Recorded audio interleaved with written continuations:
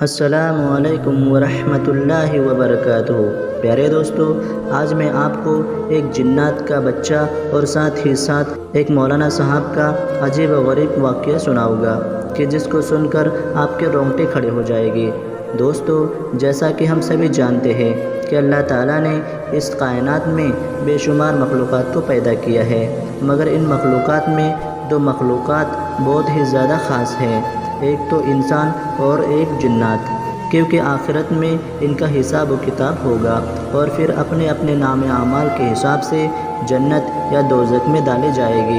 دوستو، اس لیے انسان ہو یا جنات، دونوں اللہ تعالیٰ کو راضی کرنے میں لگے رہتے ہیں اور قرآن پاک سے ہدایت پاتے ہیں۔ دوستو، آج کا واقعہ بہت ہی زیادہ دلچسپ اور بہت ہی زیادہ خاص ہونے والا ہے، جو جنات کے حوالے سے ہے۔ اس لیے میں آپ سبھی سے گزارش کروں گا کہ اس ویڈیو کو ایک لائک ضرور کریں اور آخر تک ضرور دیکھیں۔ میرے پیارے دوستو، کسی جنگل کے قریب ایک گاؤں بسا ہوا تھا اور اسی گاؤں میں ایک مولانا صاحب رہا کرتے تھے، جو کہ بہت ہی زیادہ نیک اور پرہیزگار تھے، اور وہ قرآن مجید کی اس طرح تلاوت کیا کرتے تھے کہ جو سنتا وہ سنتا ہی رہ جاتا تھا۔ اسی چیز کو دیکھتے ہوئے گاؤں کے سبھی لوگ اپنے بچوں کو مولانا صاحب کے پاس تعلیم حاصل کرنے کے لیے بھیجا کرتے تھے۔ دوستو، اسی طرح وقت گزر رہا تھا۔ پھر ایک دن مولانا صاحب نیم کے درخت کے نیچے بچوں کو تعلیم دے رہے تھے، قرآن پاک پڑھنا سکھا رہے تھے، بچوں کو حافظہ کروا رہے تھے کہ تبھی وہاں پر ایک 10 سال کا بچہ آتا ہے اور وہ وہاں آنے کے بعد مولانا صاحب کو سلام کرتا ہے کہ السلام علیکم مولانا صاحب۔ مولانا صاحب جب اس بچے کی آواز کو سنتے ہیں تو وہ بہت زیادہ حیران ہو جاتے ہیں اور چونک جاتے ہیں کہ مولانا صاحب نے ایسی آواز کبھی نہیں سنی تھی، یہ آواز بہت ہی زیادہ عجیب و غریب معلوم دے رہی تھی۔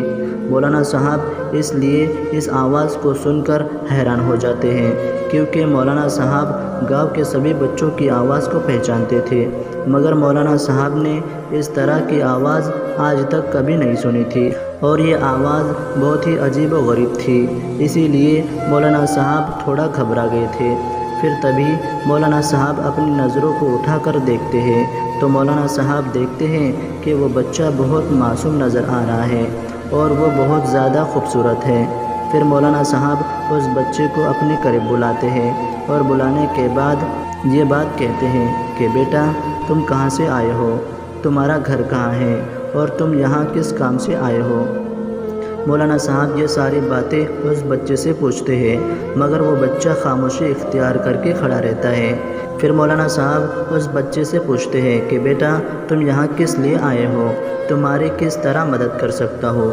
تو مولانا صاحب کی یہ بات سن کر وہ بچہ کہنے لگتا ہے کہ پاس ہی میں ایک جنگل کے قریب ایک گاؤں ہے، میرا گھر وہیں پر ہے، مگر کچھ دن پہلے وہاں ایک سیلاب آیا تھا، جس کی وجہ سے میں اپنے ماں باپ سے بچھڑ گیا ہوں اور میں ادھر سے ادھر در بدر کی ٹھوکریں کھا رہا ہوں۔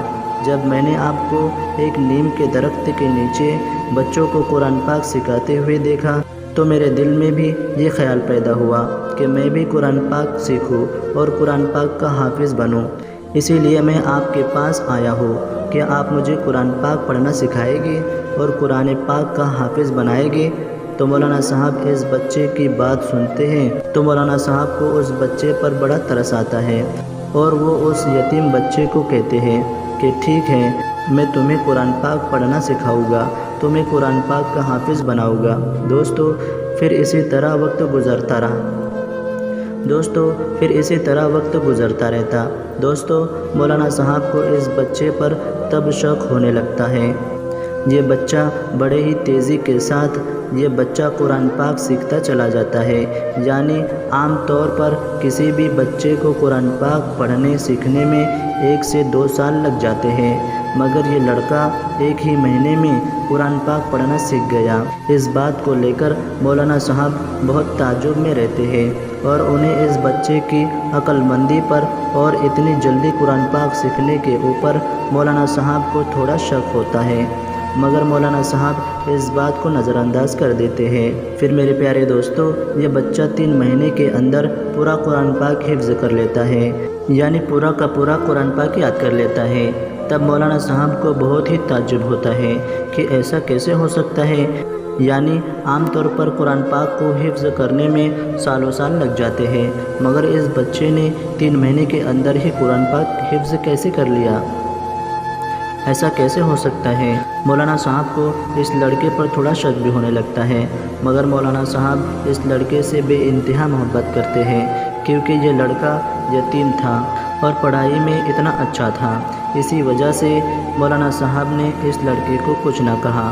दोस्तों, फिर उसी तरह से वक्त गुज़र रहा था कि एक दिन रात के दूसरे पहर मौलाना साहब के पेट में इतना तेज़ दर्द हुआ कि मौलाना साहब बेचैन हो गए और मौलाना साहब ने मदरसे के बच्चों को आवाज़ दी, मगर रात का दूसरा पहर था। सारे मदरसे के बच्चे सो चुके थे, मगर ये लड़का जिसने 3 महीने के अंदर ही कुरान पाक को हिफ्ज़ कर लिया था, ये अभी कुरान पाक की तिलावत कर रहा था। जब इसने मौलाना साहब के दर्द के कर्राने की आवाज़ को सुना तो ये बेचैन हो गया और इसने दिल ही दिल में ये सोचा कि आज मुझे मौलाना साहब की खिदमत करने का मौका मिला है, मैं इसे नहीं छोड़ सकता।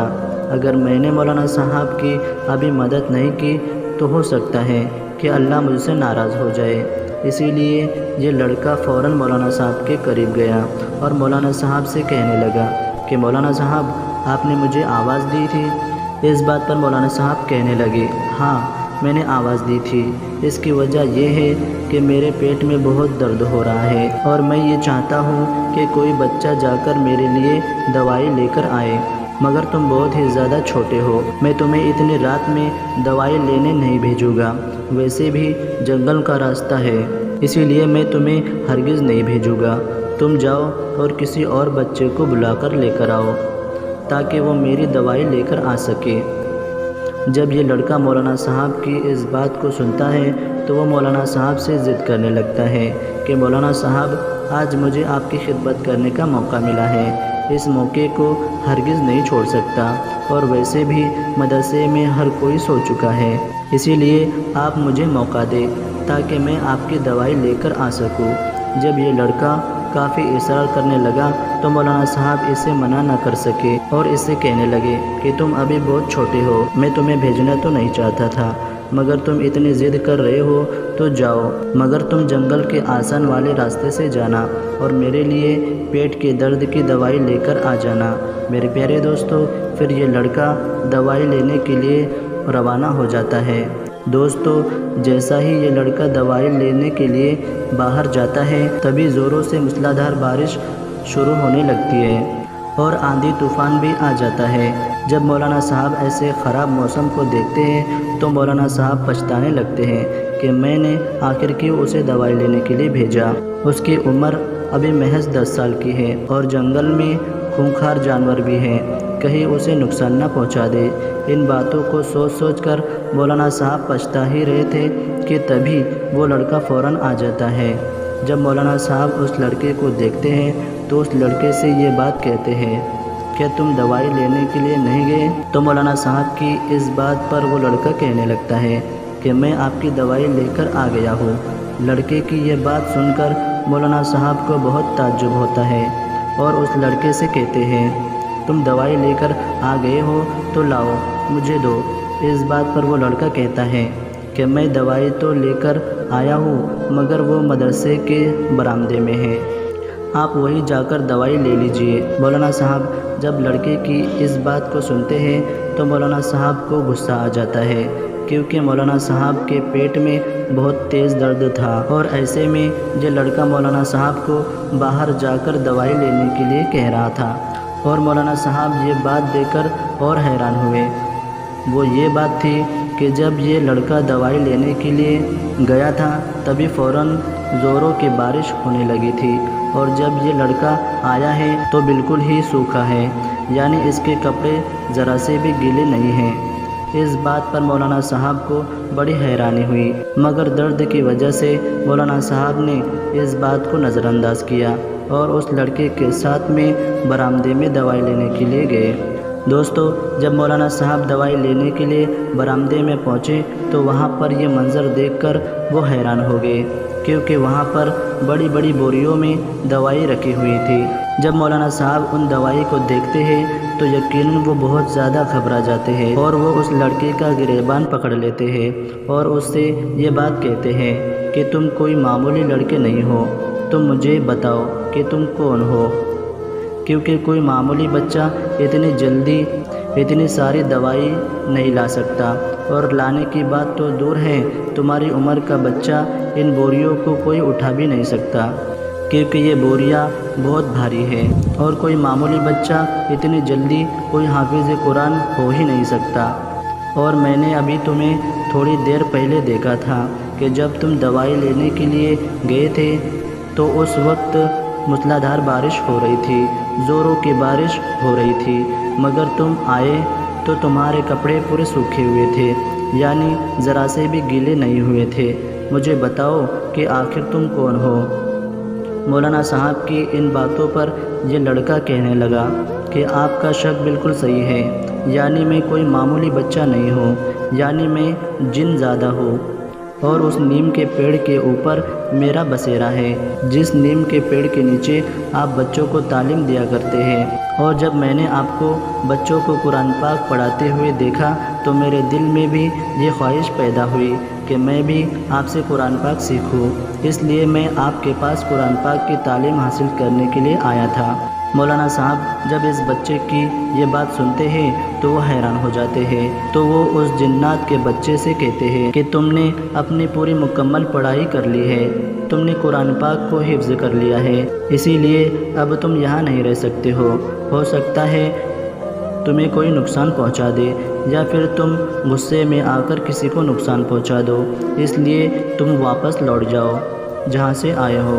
दोस्तों, मौलाना साहब की यह बात सुनकर वो लड़का बहुत ही गमगीन हुआ और मौलाना साहब से ये बात कहने लगा कि मैं आपकी खिदमत करना चाहता हूँ। इस बात पर मौलाना साहब कहने लगे कि मैं अपनी तरफ से तुम्हारे ऊपर के सब हुकूक माफ़ करता हूँ, तुम अपने घर वापस लौट जाओ। दोस्तों, ये जिन्नात का बच्चा मौलाना साहब के साथ रहकर ही उनकी खिदमत करना चाहता था, मगर वो मौलाना साहब की बात को ना टाल सका और मौलाना साहब से गले लगकर वापस अपने घर चला गया। दोस्तों, आपको ये बात जानकर बहुत हैरानी होगी कि मदरसों के अंदर इंसानों के बच्चों के साथ साथ जिन्नात के बच्चे भी कुरान पाक की तालीम हासिल किया करते हैं, और वो जिन्नात इंसानों में इतना घुल मिल जाते हैं कि उन्हें देखकर कोई पता भी नहीं लगा सकता कि कौन इंसान है और कौन जिन्नात है। तो दोस्तों, मैंने आपको ये वाक़या इबरत के लिए सुनाया था, और अगर आपको ये वाक़या पसंद आया है तो वीडियो को एक लाइक ज़रूर करें और साथ ही साथ ज़्यादा से ज़्यादा शेयर करें। और अब तक आपने हमारे YouTube चैनल को सब्सक्राइब नहीं किया है तो सब्सक्राइब करने के साथ साथ बेल वाले आइकन को भी दबा दें। हम मिलते हैं ऐसे ही एक इंटरेस्टिंग वीडियो के साथ, तब तक के लिए अस्सलामु अलैकुम, अल्लाह हाफ़िज़।